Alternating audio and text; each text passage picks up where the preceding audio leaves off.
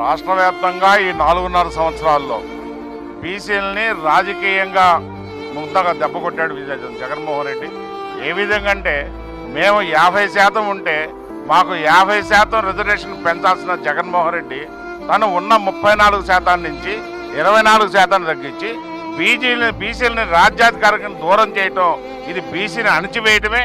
అదేవిధంగా 5 లక్షల రూపాయల నుంచి 10 లక్షల రూపాయలు బీసీ బిడ్డలకి ఆ రోజు చంద్రబాబు నాయుడు గారు ఉచితంగా విదేశీ విద్యకి ఇస్తే జగన్మోహన్ రెడ్డి అధికారంలోకి వచ్చిన తర్వాత బీసీలో వెన్నుముక, బీసీలు నేను పటిష్టం చేస్తానని ఏలూరు బీసీ డిక్లరేషన్ చెప్పి ఒక్క రూపాయి కూడా విదేశీయులు పంపించే విద్యార్థిని పంపకుండా అన్యాయం చేశాడు.